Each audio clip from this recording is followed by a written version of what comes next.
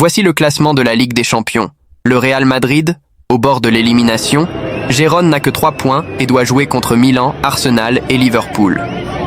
Le Real Madrid dit pratiquement au revoir aux places donnant accès directement aux 8e de finale après sa défaite à Anfield. Il occupe la position numéro 24 au classement avec 6 points. Ni Kylian Mbappé, ni Jude Bellingham, ni la magie d'Arda Güler, ni les arrêts de Thibaut Courtois. Le Real Madrid n'avait plus ni chance, ni épopée, ni surtout football pour rivaliser avec la meilleure équipe d'Europe. La défaite, logique mais non moins douloureuse, laisse les Blancs au bord d'une rougeur historique, ne pas accéder aux 8e de finale. Gérone a subi une défaite décevante et presque définitive pour ses aspirations à la qualification pour les éliminatoires de la Ligue des Champions en perdant une finale contre l'Autrichien Sturm Graz, 1-0, alors que l'équipe catalane n'ajoute que 3 points à l'attente des matchs contre Liverpool. Swing Milan et Arsenal. La 6e journée de la Ligue des Champions pour les équipes espagnoles comprend les confrontations suivantes. Dortmund-Barcelone, 11 décembre. Atlético Slovan-Bratislava, 11 décembre.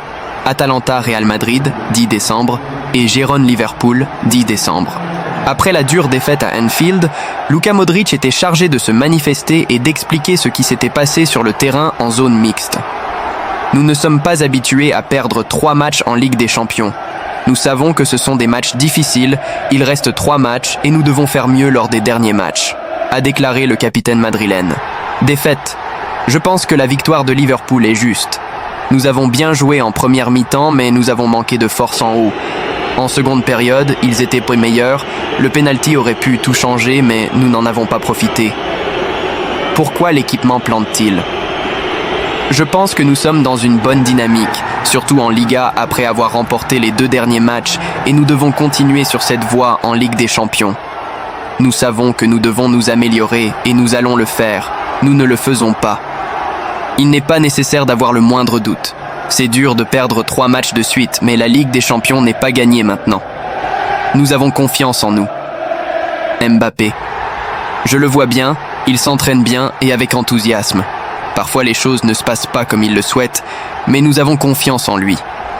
Modric, ce n'est pas un moment facile pour nous. Mais comme je l'ai déjà dit, la Ligue des Champions n'est pas gagnée maintenant. Il reste encore beaucoup de matchs et nous avons confiance en nous. J'imagine qu'il y a de l'inquiétude et de la confiance autour de nous. Mais nous, si nous n'avons pas cela, nous avons confiance en nous et en la manière dont nous allons faire avancer cette situation.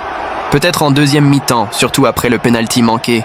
Ils étaient des meilleurs, mais jusque-là, nous avons bien résisté. Physiquement, nous allons bien, mais nous devons continuer à travailler et avancer ensemble, en équipe. Comment est gérée la situation de Mbappé ? C'est sa première année et ce n'est jamais facile.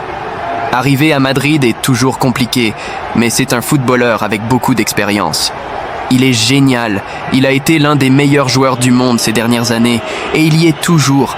Il a notre confiance et sait comment s'en sortir.